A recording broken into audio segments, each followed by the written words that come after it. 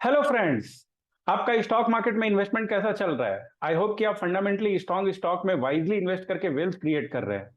कचड़े स्टॉक को अपने पोर्टफोलियो में नहीं आने दें। चलिए सुजलॉन एनर्जी के स्टॉक का एनालिसिस करते हैं और देखते हैं कि क्या राइट इशू में इन्वेस्ट करना एक राइट अपॉर्चुनिटी है या धोखा है। सुजलॉन के ऊपर बैंकों का बहुत सारा कर्ज है, कंपनी का बहुत सारा प्रॉफिट इंटरेस्ट पे करने में ही चला जाता है। सुजलॉन से इन्वेस्टर और बैंकों को अभी तक सिर्फ घाटा ही मिला है। सुजलॉन का शेयर 2005 में 160 रुपीज पे लिस्ट हुआ था और अभी 8 रुपीज पे ट्रेड कर रहा है। सुजलॉन के डेप्थ को समझने के लिए चलिए आपको इकोनॉमिक्स टाइम्स के एक आर्टिकल पे लेके चलता हूं। जून 2022 तक कंपनी पर 11,000 करोड़ का लोन हो गया था, जिसे कंपनी ने रीस्ट्रक्चर किया है। इस 11,000 करोड़ के लोन में से 4,000 करोड़ का जो लोन है उसे इक्विटी में कन्वर्ट किया गया है। बैंकों को लगता है कि कंपनी लोन किसी भी हालत में नहीं दे पाएगी और वो अपने लोन के बदले कंपनी की इक्विटी ले रहे हैं, तो इससे प्रमोटर की शेयर होल्डिंग कम हो जाएगी और वो शेयर बैंकों के पास चले जाएंगे। बाकी 4,000 करोड़ का जो लोन है उसे सस्टेनेबल कैटेगरी में रखा गया है, यानी कि जिन प्रोजेक्ट के लिए ये लोन दिया गया है वहां से रिकवरी पॉसिबल है। और फिर बचा हुआ 3,000 करोड़ का जो लोन है उसे अनसस्टेनेबल कैटेगरी में रखा गया है, यानी कि ये जिस प्रोजेक्ट के लिए दिए गए हैं वहां से भी रिकवरी आती हुई नहीं दिखने वाली। तो अभी क्या हुआ है कि बैंकों ने अपना जो सारा लोन है 11,000 करोड़ का, 4,000 करोड़ को तो उन्होंने इक्विटी में कन्वर्ट किया, बचा 7,000 करोड़ का जो लोन है उसे आरईसी, रूरल इलेक्ट्रिफिकेशन कारपोरेशन और Indian renewable energy development agency IREDA को बेच दिया है। तो बैंकों का जो कचरा है वो आरईसी और आईआरईडीए ने खरीद लिया और बैंकों का बुक जो है वो एनपीए टैग वगैरह जो इस लोन पे था वो हट जाएगा, तो बैंकों का बुक काफी क्लीन हो जाएगा। रूरल इलेक्ट्रिफिकेशन कारपोरेशन और Indian renewable energy development agency कौन है जिन्होंने बैंकों का ये कचरा खरीद के उनका लोन बुक को क्लीन किया है? REC, rural electrification corporation, power finance corporation की एक सब्सिडरी है जिसे ministry of power government of India own करती है। अभी IREDA, Indian renewable energy development agency limited, government of India की एक मिनी रत्ना कंपनी है। तो पहले गवर्नमेंट बैंकों से लोन ले लो, डिफॉल्ट करो, फिर 36% लोन को इक्विटी में कन्वर्ट करो औने पौने दाम पे।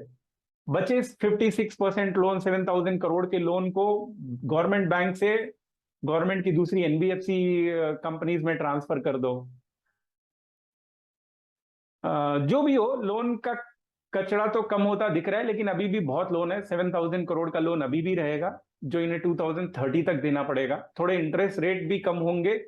गवर्नमेंट बैंक 11% चार्ज कर रहे थे और आरईसी और आईआरई डीए जो है वो 9.5% चार्ज करेगी। देखते हैं कि कंपनी का सेल्स कैसा है। तो कंपनी का सेल्स पिछले 5 सालों में 12% से गिर रहा है, तो कंपनी का सेल्स गिरता जा रहा है। कंपनी का नेटवर्थ -3,400 करोड़ है, जो कि बहुत ही खराब है। प्रोमोटर होल्डिंग कैसी है? 14.5% प्रोमोटर होल्डिंग है, जो कि बहुत ही कम है। और ये सारे जो 14.5% होल्डिंग है उसको उन्होंने गिरवी रखा हुआ है लोन के लिए। तो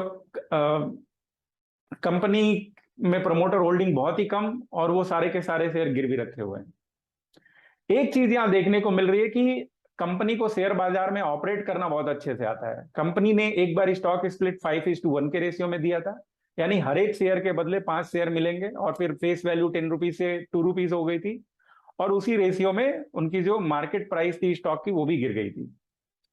अब यहाँ पे फाइनल पॉइंट्स क्या है?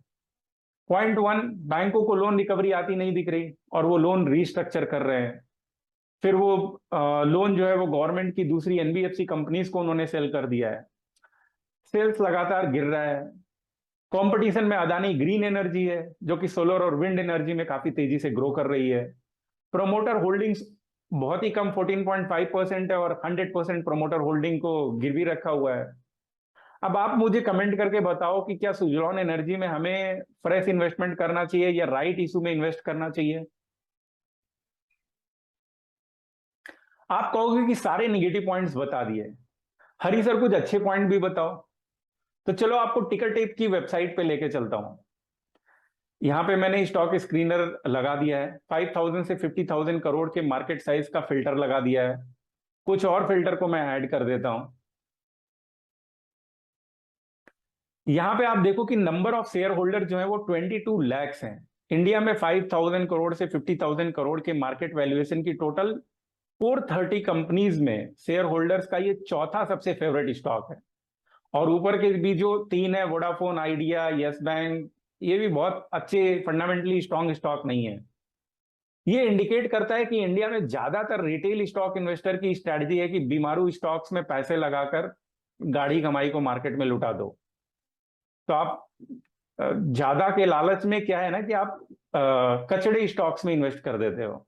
ज्यादा का लालच करो, बट आप डायमंड इन डस्ट अच्छे स्टॉक्स ढूंढो जो आपको कई गुना रिटर्न बना के दे सकते हैं। बाटा हर 10 ईयर्स में 10 टाइम्स करके देख रहा है, तो 20 ईयर्स में 100 टाइम्स का रिटर्न दिया है। भाई 5,000 से 50,000 करोड़ के वैल्यूएशन में आपको कैपलिन पॉइंट लेबोरेटरी, रिलैक्सो, बाटा, केपीआईटी, मास्टेक, बहुत सारी कंपनियां हैं जिन जो फंडामेंटली स्ट्रांग हैं, जिन्होंने 20 to 100 टाइम्स का रिटर्न दिया है और आगे भी ये रिटर्न बना के देंगी। स्टॉक मार्केट में कचड़े स्टॉक से बचे रहने के लिए और फंडामेंटली स्ट्रांग स्टॉक में इन्वेस्ट करके कई गुना वेल्थ क्रिएट करने के लिए बुल स्टॉक से जुड़े। चैनल को लाइक करें, सब्सक्राइब करें। मिलते हैं अगले वीडियो में। Happy investing.